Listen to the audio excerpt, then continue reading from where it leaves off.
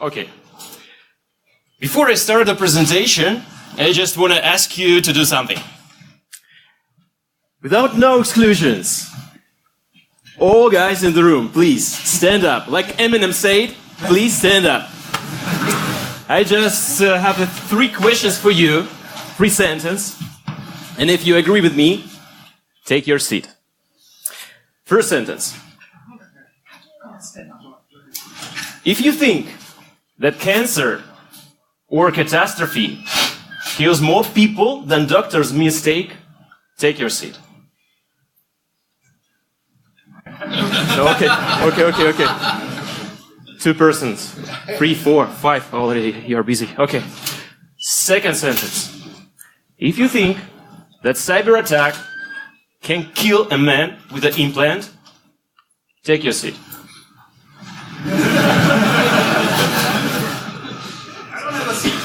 Okay.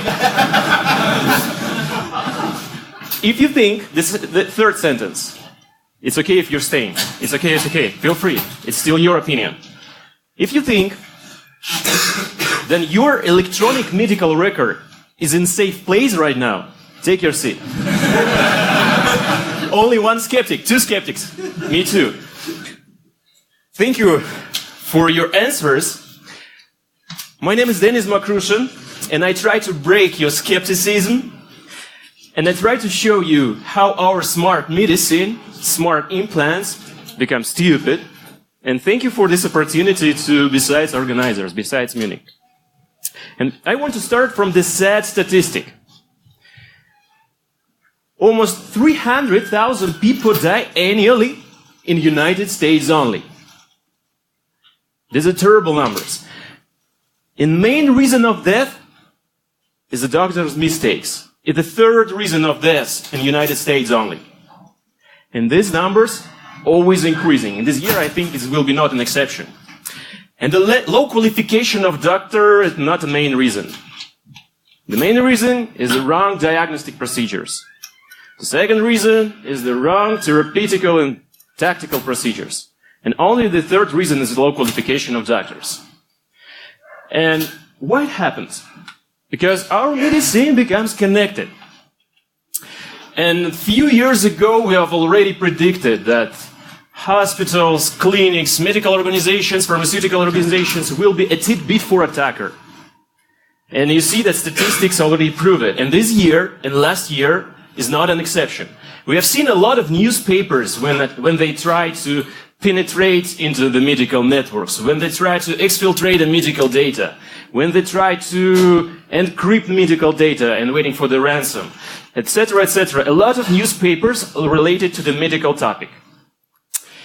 And it happens because the medicine becomes connected. What I mean the connected medicine? Huge machines like MRI, CTs, cardiographs, they're connected to the classic, say, PIP networks. Or, if they're so old school machines, they're connected to the computers using the proprietary protocols. And the computers, those computers connected to the TCP/IP network. And sometimes, in medical clinics, they have the PACS servers, picture archiving and communication protocols or servers. It's something like a NAS in your flat. But NAS, for the medical purposes, is just for DCOM storage, DCOM image. And using the DCOM protocols, these huge machines connect to the PACS servers. And if you try to look for these machines in the showdown, you will see that they are sometimes connected to the internet. You just need to open the Senses, Shodan, Zoomai, wherever else, Google, and you will see that some DCOM servers connected to the internet, exposed to the internet. It means, sometimes, if it's not honeypots, it means that these machines available for everyone, and everyone could try to connect without any authentication or authorization procedures, and try to steal the DICOM image with the image of the patients, the personal data of the patients. And it's that statistics that almost 1,000 DICOM servers connected and exposed to the internet. And it's not a tidbit for attacker. I think if you're an attacker, you can just open the SMB port, just open the showdown, try to search something like SMB ports plus medic plus clinic or something like that, the keywords. And you will see that a lot of interesting information for targeted attack is exposed to the internet. For example, this is a topology of arbitrary medical organization that was exfiltrated from the shutdown. You can bring your laptop to this medical facility. You can connect to this facility using the Wi-Fi. And you see that what is the most interesting computers, interesting PCs and endpoints for you. And this is an example, screenshots from the penetration test and penetration security assessment of medical organization, when you can easily identify what is a computer is interesting for you if you are an attacker. Then you can easily identify what kind of servers there, and there are a lot of servers not related to business process of medicine. Half-Life Engine. Then you can penetrate using the proprietary servers with published exploits. You can penetrate there, and you can see that sometimes there are a lot of interesting stuff like analyzer.exe. It's a special application for MRI machine. And using this application, you can targetedly make some influence on patient scanning process, or try to exfiltrate the data from these machines. And when we ask the doctor, for what do you need the Half-Life Engine on your computer? Because I just want to spend my time at lunch. Nah. That's it. So, based on this insights that we have got during the some penetration testing or open source intelligence using the shotgun, I've decided to make some threat assessment, threat landscape that currently, right now, at this moment, for the medical organization. And I've started from the question, how they appears, how cyber attackers, cybercrime appears in the medical networks. Where's the open doors? And I started from extracting all IP ranges, all IP addresses of all organizations that have medic, clinic, hospital keyword in their name, using the RIPE. After that, I've started the scanning process using the mass scan utility, and after a few weeks of scanning, I've received a report which opened it on the perimeter of medical organizations. And there was a lot of trivial stuff, like web servers, mail servers, DNS servers, etc. But I think this is a tip of iceberg. The most interesting part is the strange ports, right? And after that, I start to map the banners from these ports, the service banners, to try to classify what kind of services behind this port, using the ZTAG tool. I've identified that there has something embedded. When we try to scan this embedded stuff again, we will see that there are a lot of interesting stuff like printers, SCADA system, building information system, etc., etc. Printers. And I've started to make some investigations, what kind of printers, what kind of SCADA, and there's some insights from these investigations. Let's start from the building, automation, or management system. What is that? I think even in this building, we have something smart.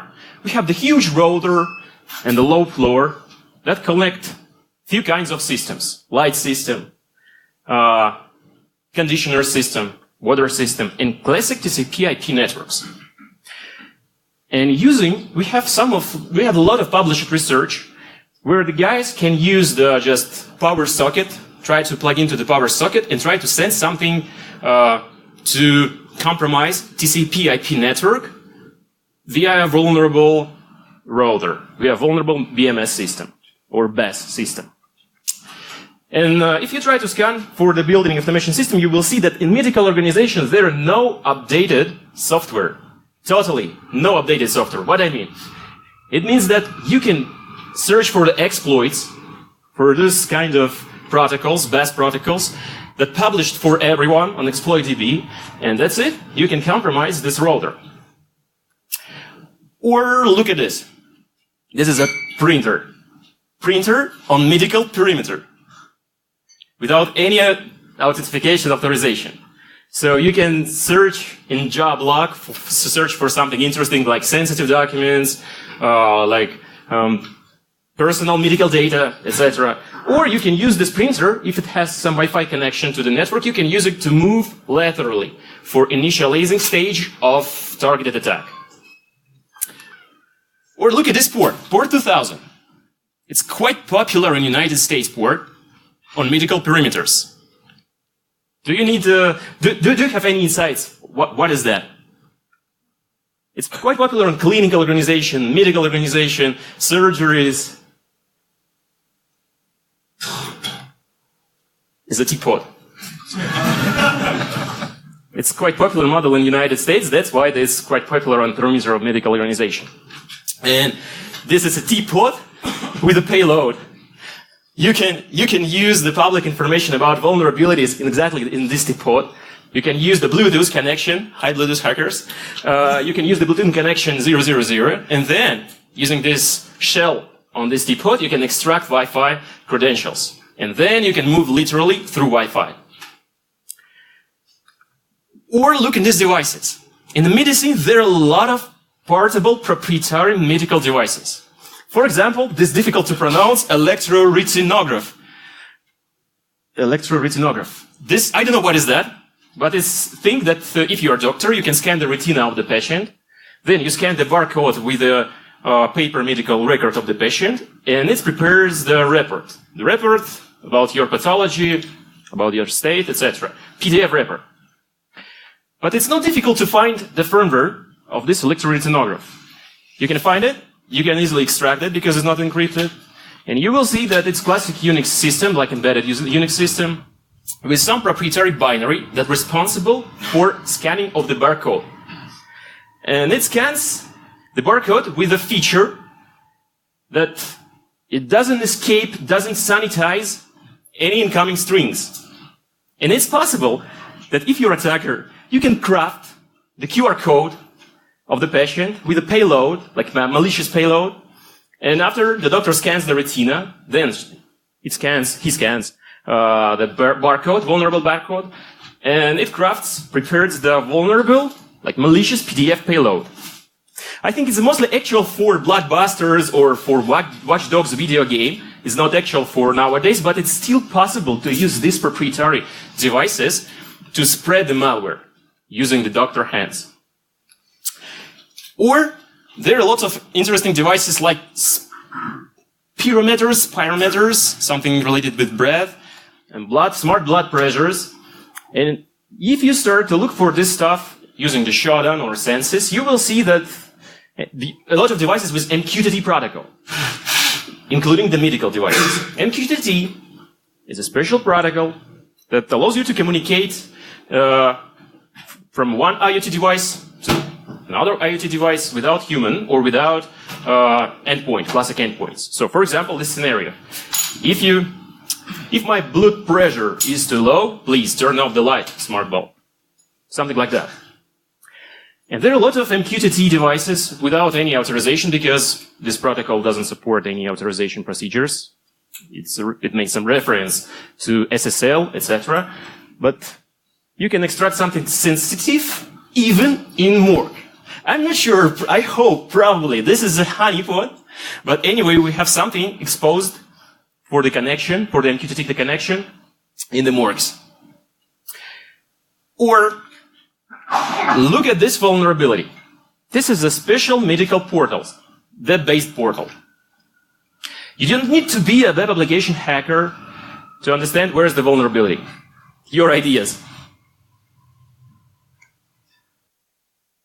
The portal allows you, if you're a doctor, you can just log in using your laptop. You don't need to be in office anymore. You can connect it using your home office. After you connect, you can proceed the diagnostic procedures, therapeutical procedures. You can download some sensitive information like DICOM image or electronic medical records. But where is the vulnerability here? No passwords, exactly. No passwords. No. Who cares, right? After that, after you push login button, you will see a lot of exposed, sensitive, medical, personal data with a real image, DICOM image. And if you're a cyber attacker, you can encrypt it, you can download it, steal it, and that's it. So this terrible situation. And this is what it was like threat landscape.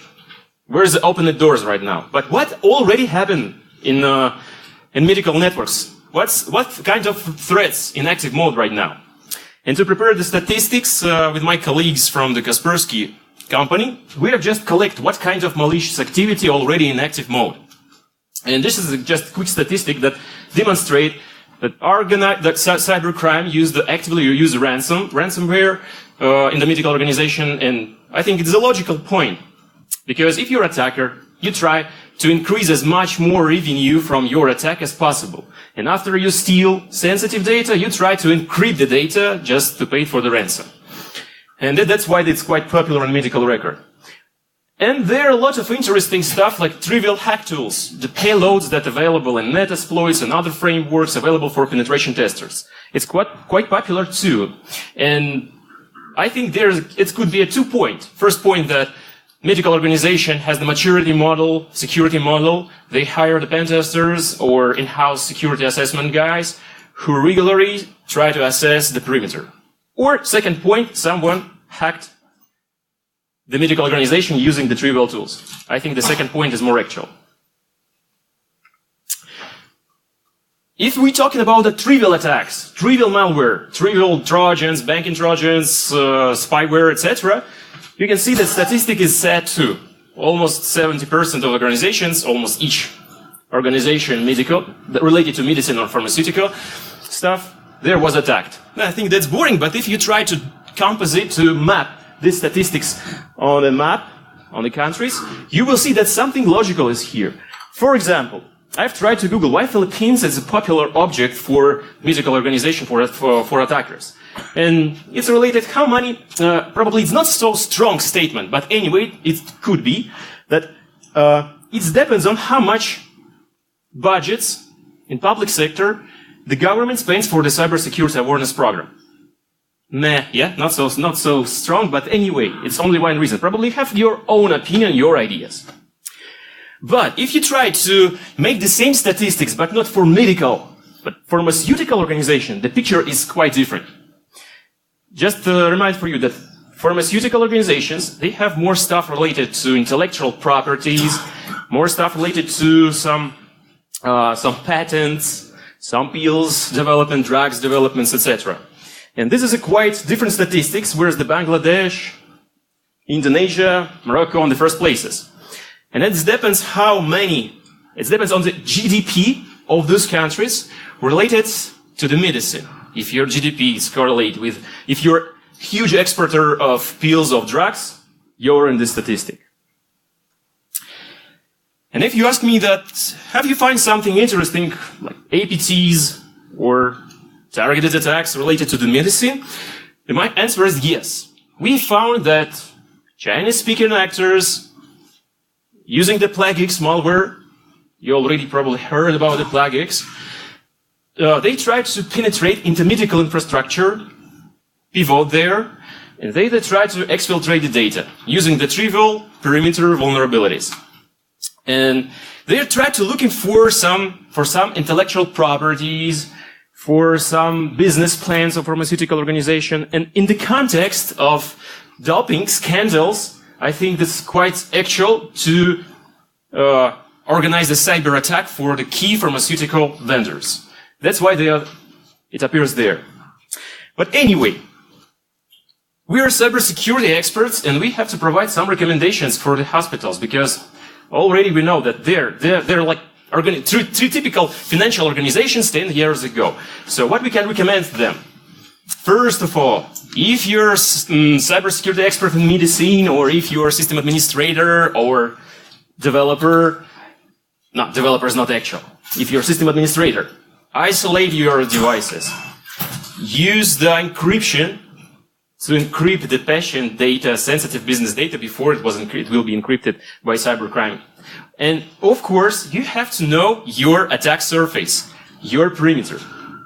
That's why I think it's actual to provide simple tools for guys who involved in medical security, the simple tools to track the attack surface. What already appears on my perimeter, why it appears on my perimeter. And probably for some of them, install the Nmap, it's quite difficult. They need something like service, open platform to collect information about perimeter, to collect the states of the endpoints that expose to the perimeters. And that's why I've decided with my colleagues and my friends decide to prepare something like the attack surface monitoring tool.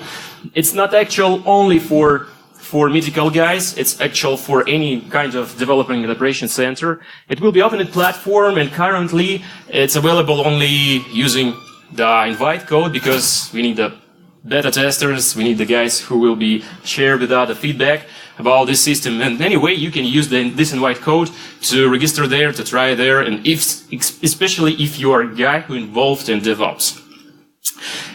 Then, the next question, what is... Okay, if you take the picture, if you don't take the picture, I can share it with you privately. The next stage for us, it's predicted threats. And I think smart and connected medicine, this term, these technologies, the scope of technologies, will transform to human-based SCADA. So it's human-based, I mean medicine will become, it's already, but I think mostly in the future, it will be like kind of sensors, kind of implants on the patients that share this data with the clouds. Then the clouds try to use machine learning buzzwords, artificial intelligence, to adopt the parameters of these implants real time in the future. But right now we have the 3 layers of the human SCADA based on current existing technologies. It's the implants with clinical programmers, like for example, it's already used in cardiographs or cardio implants. Then, these clinical programmers shares the data with the medical portals. And I think this is not spherical, the technology is not a spherical ours in the vacuum. It's already used existing technologies, existing portals. And for example, if you try to look what happens with patient data right now, you will see that it's quite popular in medicine to use special web applications that call electronic management medical system or something like that. And according to published market analysis in healthcare, it will be quite popular in the future. And if you're a medical organization or pharmaceutical organization, you will see that open source is a kind of silver bullet for you, because you don't have any budget to develop something proprietary for you. You don't have any special, any kind of IT experts who can adopt the code for you. So you have only one decision, is to use open source solutions. And if you try to use the GitHub for the open source solutions, you will see the 2 kinds of, more than 2, but anyway, the most popular web portals that's already installed in medical organizations worldwide, according to Shodan, because they have a lot of people involved in community, a lot of developers. They have some regular activity of updating the systems, and they have a lot of medical certifications, even. And I think this is a tidbit for attacker. It's a good object to research something. And for example, why is it good research? Because it's, as I said, it's installed worldwide. I'm not sure about Munich there, but I think you can find something here too. You can start to research this stuff, and you will see you don't need to be a web application security expert to find something vulnerable there too. For example, this is a classic scenario of cross-site scripting attack using the username. You inject your JS code in username, and that's it. So it means that there have no any secure SDLC procedures total at all. Or before these presentations like today's in the plane, I decided to look in OPENMRS system, and the same in username, the same vulnerability that you can inject arbitrary code, and it's difficult to exploit this cross-site scripting vulnerabilities because you need to use the social engineering attack. For example, if you're an attacker, you have to share the link with your victim. It's difficult. It's much easier to find some remote code execution, and that's it. But anyway, it means that there have no secure SDLC lifecycle. Or you also can search for RCE, remote code execution vulnerability, and you will find it. This is an example how you can easily launch the calculator.exe on the system with the OPENMRS system. You can just send the payload in HTTP, like XML payload using the HTTP request, and that's it. But it could be not a calculator, it could be the malware that steals all the data, of course. And it means that they have no SDLC procedure, SDLC lifecycle, because they don't know anything about SDLC firstly and secure SDLC secondly. That's why I've tried to create some script from the scratch, create some basic recommendation, basic paper for the guys who involved in development of the system related to the medicine or pharmaceutical. So this is a kind of recommendation, but it could be useful not only for medical, probably it could be useful for your organization too. And like a conclusion from my side, I think currently we have a lot of interesting technologies to mitigate the threats. Machine learning, big data analysis, artificial intelligence, a lot of buzzwords. But it could be helpful, but it could be not helpful if the people still click on the phishing links, right? So I think the main vulnerability in our DNA, and let me show what I'm talking about.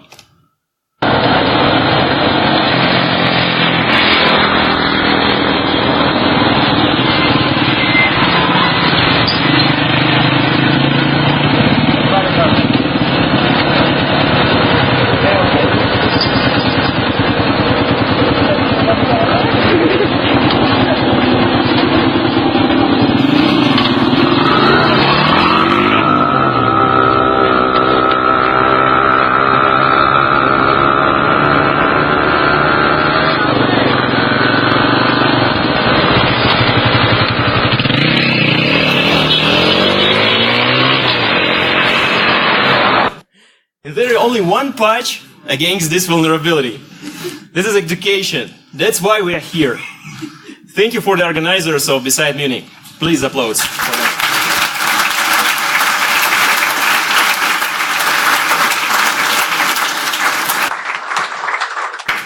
Denis, you're making me pretty scared.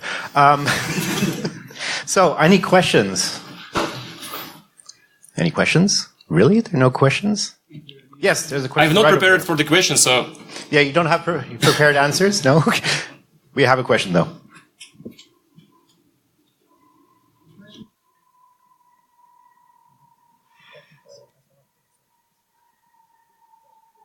Bluetooth problem. Yeah, Bluetooth again. Still.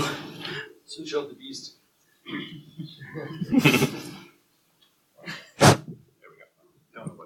All right.